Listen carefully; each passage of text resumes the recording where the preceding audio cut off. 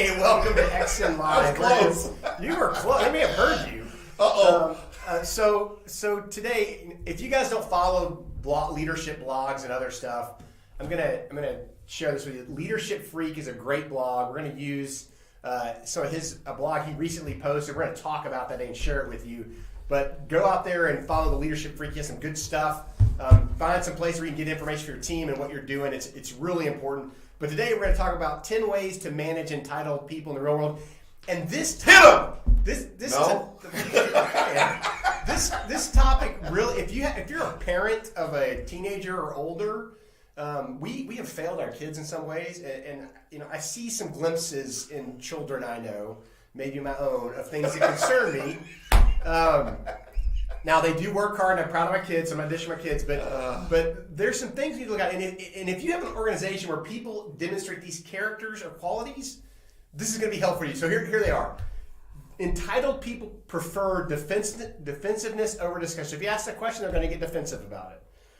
They use little people to feel superior. They step on people to get to where they want to go. Not good for the team at all, right? They want advantage without earning it. They don't compromise. They can't see their weaknesses. They choose to blame people over taking responsibility for a mistake that happens. I know we've all seen that. They feel underappreciated. They need to be complimented often. Judge themselves as more talented than others. They take shortcuts to get ahead. They think about, and this is probably the key right here, what's best for me, not what's best for us. Yeah. Fair, Phil? Very fair. They choose arguing rather than admitting their wrongs, which you saw already, and they act like victims when they don't get what they want. If you have people that are... Sorry, I got to text some of my kids and apologize for the job I've done. and Phil and I, as parents of older children, all the business owners out there, we apologize to you. We failed you in so many ways. I love you guys. I'm so sorry. So as a Leadership Freak said in this blog, entitled people don't see their jerk-holery. And that's a new word for me I'm going to use. Jerk-holery. I like that. I like it. Thank you, Leadership Freak, for that stuff. If you'd have known that over the last several years dealing with me, you would have called me a jerk-holery several times. Potentially. So the number, we're going to go in reverse order in honor of the little David Letterman top 10 list. Oh, boy. So number 10, Phil. I did number 1. In the wrong order. Damn it. All right, just flip the sheet of paper over. It works great. Number 10, they need to practice perspective taking. Yeah, I think one of the things we can all do, anybody that's listens to us or watches us consistently know we always talk about being self-aware. Part of being self-aware is listening to what people have to say with ears open. Oh boy, it's a green cup. Your cup's see-through. but understanding other people's viewpoint is extremely important. If your goal is to get better, right? Now that's the first thing. You got to have a sincere goal to get better. You have to desire a different outcome. Yeah, you got to actually want to improve. So once we've done that, we've acknowledged that, then you absolutely have to seek input from a diverse group of people, not just one type of person. You need to hear all different sides to really get an honest perspective of how you're perceived, which is extremely important in allowing you to get better and improve. Number 9. That was great, Phil. Thanks. Number 9. Ask people what they're thankful for. Yeah, this is a big one for all of us, right? I think we've got a dear friend, his name's Hetty Coleman. Probably the most grateful guy I've ever met in my life. Yeah, he's pretty genuine. He just wakes up every day thankful. And he can tell you 20 things off the top of his head that he's thankful for and beyond. And that's something it's one of the many things I love about Hetty. He's just a great human being, but he's truly, truly, truly grateful for the things that he has in his life. And he understands that speaking that out is important. We've had conversations. We all, because we're human beings. People have conversations where you're bothered by something's not going the way you want it to. The world's upside down, whatever it may be. But focusing on the things that you control and that you're grateful for will create an attitude of success every time. And I offer this, and my family does. We talk about one thing every day we're thankful for. And I think no matter where you are in life, it's important to remember that it's not as bad as you think it is. And really, most people, especially in the United States of America, are pretty fortunate. They live really, really, really good lives, comparatively speaking. My grandma used to always tell me, she goes, and I don't know if this is actually true, but it sure, I think it is because my grandma said it, but said the poorest people in the United States are rich in most places. And she wasn't talking just monetarily. She was just saying in life, because my grandma, Wilma Nichols, would always make sure that you understood that treasures are not dollar bills. Treasures are people, relationships, rich, freedoms, being able to be have freedom to do things that you want to do. Man, I tell you, you got to be thankful for those things. 100%. Number 8, encourage people to focus on things within their control. Yeah, we've got rabbit trails, right? You get into these conversations, they start out innocently enough, and the next thing you know, the whole room's in a death spiral and nothing's going to work, and we might as well all go home, and Chicken Little. Things too hard, and this is too hard, and this isn't fair, and that's not fair. Well, suck it up, Buttercup. Life isn't fair. Life's not supposed to be. So you got to focus on the stuff you control. So if you're in operations in a manufacturing plant, you want to make sure you're running as efficiently, as cost effectively. Projects are being done, completed on time. Focus on those things that you control. If you're a sales organization, you got to make sure your people are doing good market surveys, that they're really executing on those marketing strategies and those sales plans, and they're doing the daily activities necessary to give you the opportunities to be successful. So focus on the things you control. You'll be surprised, even in challenging times, how well you do, right? How well you do. Number 7. We need a little drop down. Oh, that'd be fun. Number 7, provide opportunities for your team members to praise their peers. One of the greatest things in the world you can hear as a human being is somebody saying, job well done. I think there's, and listen, everybody gets busy in life, so we forget that there's human beings attached to the things we're discussing. We've forgotten the power of compliments. And because we're so busy being mad at each other, or we're being mad at situations, or we're being mad at this, or things aren't fair, like we talked about. Yep. So encourage people and praise people for the things they're doing well. It can be something simple. You can see a coworker that's just trying really freaking hard. I mean, they're giving an honest effort. They're working hard. Let somebody know, hey, you know what? If it's a challenging time and there's not real measurable results right now, as a leader, as a peer, it doesn't matter. Go pat them on the back and say, man, I see how hard you're working at this. I see the kind of effort you're putting in. Man, I appreciate that about you. It matters. We never know when somebody's getting ready to give up, right? What did he say? We better be sincere or it makes things worse. Absolutely. Yeah, we got a Mattism, which Mattisms we love because there's a lot of wisdom in there. Always be sincere, obviously, but if you see somebody doing something that's good, sincerely, to Matt's point, acknowledge that. I mean, it's a simple thing we can do. This applies to your kids, to your spouses, to your parents, to your siblings, to your friends, to the person that cleans your office, to the person that, if you have somebody that has a lawn service. We just had our new roof put on our home, as Dave knows, and I am the definition of a money pit. Wait, the roof's already on your house? Oh yeah, it's done. Oh, that's fast. Yeah, but that's the whole deal. This crew was out there on a day that was hotter than all get out, one of these hot days. I think the heat index was 109 that day. And they finished this thing in one day, and these people were just busting their tails. We looked out the window right before lunch and saw that some of the kids and wives had showed up just so they could see. I mean, because these guys are working hard. There's been a lot of storms, a lot of stuff going on. And one of the things that's really cool is, we were able to go out and acknowledge the kids being there, welcome them, tell them how much we appreciate sharing daddy or with us, and because that's a Saturday without Dad. So you can do it as a customer of somebody. But just acknowledge people.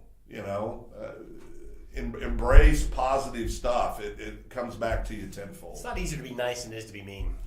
It's yeah, and I'm going to tell you something. This. We both have, because of our backgrounds, we can go the other way. And so it's something you got to be intentional with. It's something you've got to be sincere, to Matt's point, but you also have to be intentional with wanting to be kind and encouraging to other people. That is a fact. Number 5, establish a rhythm for accountability. And the key here is track people's performance and show them how they're doing. Yeah. You've got to absolutely. We skipped over 6, by the way. But that's okay. We'll come back. We'll come back to 6. Yeah, we'll come back to 6. I lost track. Yeah, track performance, but remember, no one enjoys micromanagement. Nobody enjoys having somebody say, "Now, Dave, go run this project. I want to get those reports done," and then you do this to them. How's that coming? Now, When's that going to be done? Now, Phil, you know my philosophy on micromanagement. If you feel like I'm micromanaging you, then you're probably not doing what I expect of you. That's a theory. And it applies sometimes. It does. No, it does. If somebody's now that's a really good point. We're laughing about it. There is a time to, I'm not going to use the double M word, but there is a time to pay more attention to situations. Yep. And to Dave's point, that's when you've done everything you can, things aren't improving, things aren't getting better. You're going to have to get more hands-on because you're probably going to have to make a decision, personnel decision at some point if that continues to happen. That's fact. But what we're talking about is if you've got somebody that's capable, you've got somebody that always gets the job done, and then you're still micromanaging them, that creates bad feelings. That's a fact. That hurts. And I think we all know micromanagement is. Yeah, it's two different things. It's important to understand that. Yep. Number 6, we're going to go back to 6 because we forgot it. Treat people equally. And here's an easy one. Well, and here's the thing. We talk about all this different training. Just follow the golden rule, man. I don't care who they are, where they're from, what their job is. Do unto others as you would have them do unto you. If you do that, it's kind of a lot easier to get along in life, and your team responds much better. Yeah, there's no doubt. And Matt just posted another good Matt is, and people respond when they can see their efforts moving the needle. Absolutely, and highlight those moments, right? I mean, almost every organization has a time every week that they get together. They talk about what's going on in the company, what needs to get done. You can call it whatever you want to call it: leadership meetings, chalk talk meetings, huddles. I mean, there's a million different names for it. Staff meetings, whatever it is, but acknowledge those things when the needle is being moved. Treating people equally is simple, and the golden rule catches it. What I always tell everybody, I had a grandfather that was over maintenance for the public school system where I grew up in, right? Had a dairy farm, did all that stuff, farm ranch, like many people back in that day, financially had to get a job in town, which was a lot of people did that. Started out as a janitor at a school, ended up being over maintenance, and then also owned all the buses that the school district used, provided all the busing over the years. So this is a hard-working man. I don't know if it's because of that or what, but I don't see job titles, and Dave can attest to this. I do not see a job title anywhere in my life, ever. I see the human being, and I think that's what matters. Just understand these are human beings that are working hard, and they're working hard for you and with you. So make sure that that's respected and honored in everything you do. It's a simple one to follow. Just be nice. Be nice. Be nice. Number 4, set clear expectations. I don't know how many business owners fail in this area. Yeah. They do not specifically define what their employee's role is and what they should do and how they're being graded. So the first thing you need to do with a new hire, and quarterly, if not monthly, make sure everybody understands where you're headed and what's going on, and define exactly what you expect from people. Yeah, I agree. I think you captured that. Number 3, provide corrective feedback. Yeah, we get too caught up in this, and this goes back to the entitled thing. There's a video floating out there that's obviously a made-for-entertainment video where this young lady's interviewing for a job. It was about entitlement. And she doesn't work there, and this guy interviewing, a guy my age, you know, if you haven't seen the video, it's really funny. it's hilarious. Closer to 60 than 50, right? One of those guys, and he's sitting there, and this girl's saying, you know, I've been here for 5 minutes, and you haven't given me one compliment, not one positive reinforcement. I feel threatened, you know, and goes through this whole thing. And that was over the top, but there's a lot of truism to it too. You know, we grew up in a world where, at least I can say this, you know, doing your job wasn't something that you needed all this extra reinforcement for. It doesn't mean that people shouldn't recognize it. They should recognize people doing a good job. But this constant need to be told how great they are, how is a problem, right? I mean, we can tiptoe around this topic. We can just say it the way it is. If you're 23 years old, this is a broad brush statement, and you've been in the workplace for 6 months, please quit acting like you were owed something. Just stop it. You're not moving from your current job to the CEO seat just yet. Just stop it. Doesn't mean you won't. Doesn't mean you're not super talented. Doesn't mean any of that stuff. But just stop being that person. Okay? It doesn't help anybody. Primarily, it doesn't help you. It hurts you more than it hurts anybody else. So, be self-aware. Understand that, when you get corrective feedback, it doesn't mean somebody is telling you that you're worthless and that you're a terrible human being and that you are horrible at your job. It's somebody trying to invest in you to make you better, right? Now, the person doing that has to approach it the right way. They can't be a jackwagon about it, right? What's that new word we learned? Jerkholery. Jerkholery. But don't expect a positive affirmation every day of your life. I mean, my parents loved me like parents love kids. I didn't get positive affirmation every day of my life. You got a task list to complete. I had things I had to chores. do. Remember chores, Phil? And when I did my chores, there weren't balloons. And I didn't get points. There wasn't some reward I got a bed, for that. sleeping in a meal. Yeah. I mean, so, just be self-aware and understand that people need to be treated fairly, need to be treated correctly, but you're not entitled to be treated any other way than what you've earned, which leads to another. Well, and I want to share a story. I'm a personal story about me. Okay, there was a point in my life where I was in a job working for a senior officer in the Air Force, and the chief of my office was leaving, right? And I had been in the office for 18 months, and I felt like I had enough experience to be in that position and do that role. My wonderful boss was very clear with me when I mentioned it to him, and he looked at me and he said straight up, feedback, you are not ready for this job. You have not filled these requirements, and you can't handle what you're going to be asked to handle. Guess what? Now, as a 52-year-old man, he was right. It was the best thing he ever did for me because it made me work harder. And when I got to where he said I needed to be before I took that job, I understood his perspective. And if you're a young person and you're moving too fast and your bosses aren't telling you this, I'm telling you this. Blossom where you're playing right now, kick ass, do great things, right, and be receptive to feedback and go slay it because you will be ahead of 90% of your peers. I got to tell quick because this is so funny because we've all lived it. That's one thing, too, you need to understand. We're not telling you to do something we haven't all done, right? Absolutely. I was this hard-charging operator in the military. I was the guy that they sent in the room first.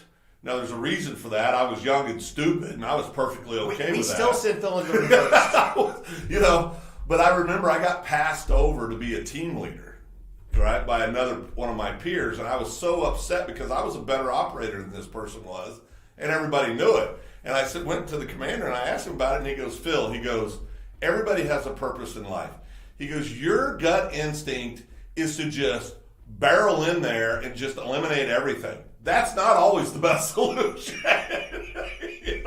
And so I had to mature in the way that I approached things, right? I had to be more objective situationally. And so it hurts your ego when that happens, all those emotions.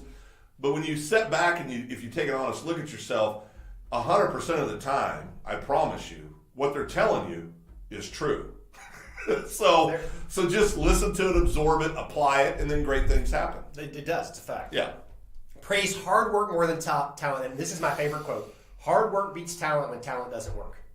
No doubt. So your employees that are working hard are the ones you can pat on the back. The guy that's lazy and is really smart and is not using his God-given gifts is failing himself or herself and your company. Where this is glaring in most organizations, and it is in the sales function inside companies.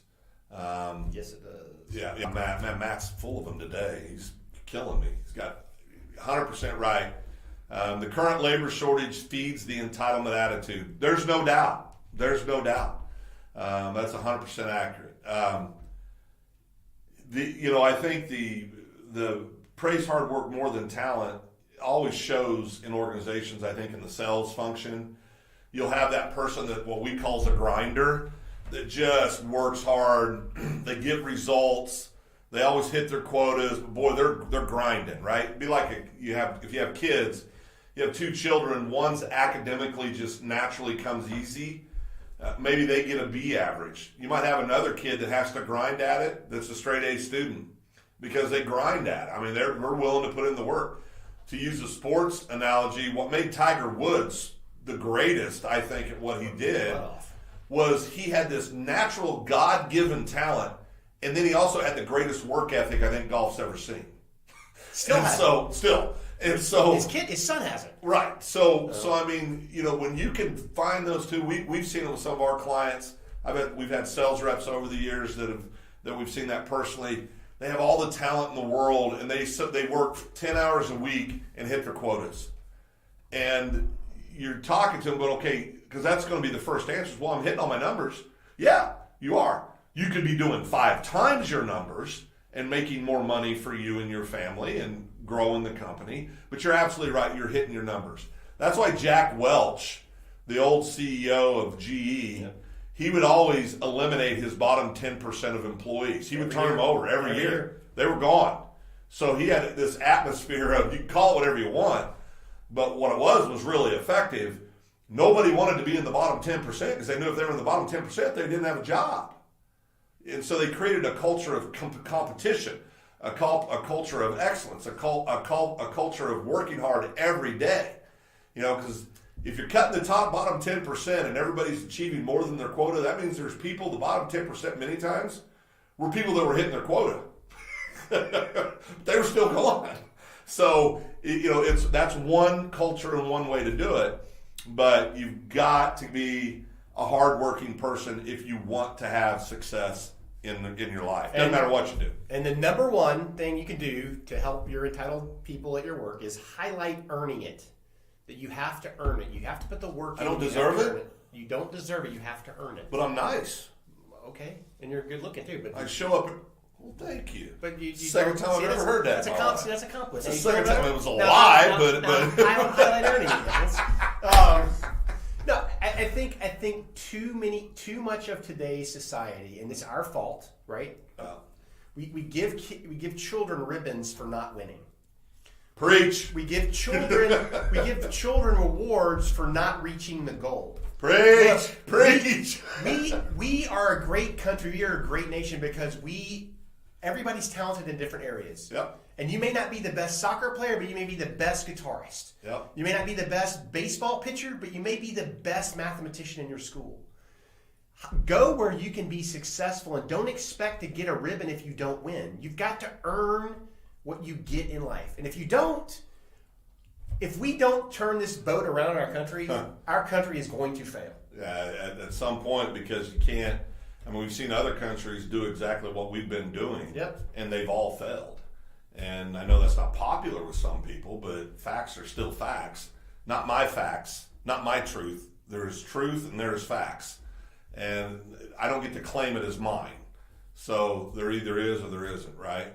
You talked about soccer. I know we're going to wrap this up. I got to tell this quick story. My dad, when I was a kid, Matt Wilson, who's on here, we grew up together. He could attest to this. One day I told my dad, I said, hey, I need to go to town. I'm going to got to go to practice. But as we'll get in the truck, he's driving after working all day, and he goes, wait a second. I said, what practice are you going to? I said, oh, they started soccer. Matt will remember they tried a little soccer thing. And my dad goes, shit, turned to trucker. I said, "No son of mine's playing soccer." And drove back. That is not nice, Phil. That is just not nice. My kids played soccer; they were great at it. Hey, that's wonderful, but in my family, that wasn't happening. Oh Lord, we hit people, Dave. Soccer in Eureka may have been rough for the other schools. No, there was no soccer in the 80s in Eureka, Kansas, I promise you. It wasn't allowed. Hopefully the children get to play soccer today. They do. They play a lot of soccer, and it's a great sport. But I'll always remember that because there's that's right. There's fence to build, boy. That's right. But it was, go get your bucket, get your screwdriver, go clip off that barbed wire fence. Yes, sir. But I think that the point I'm trying to make is it doesn't matter what it is. My dad loved me unconditionally. Good man, all that stuff.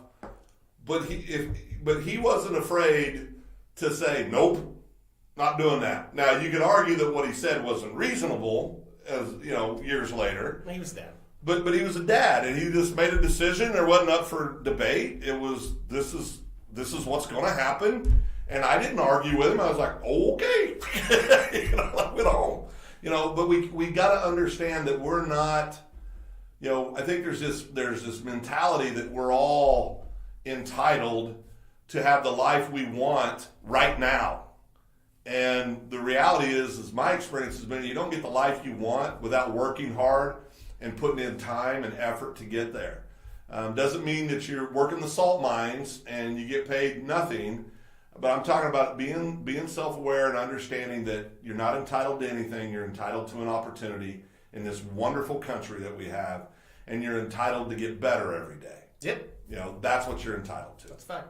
So let's get everybody back on track in our companies. Let's work with them. Let's help develop them as business owners. It's our responsibility to develop people in your organization and make it better. So with that, EXSIN Live, Dave and Phil, we are out of here.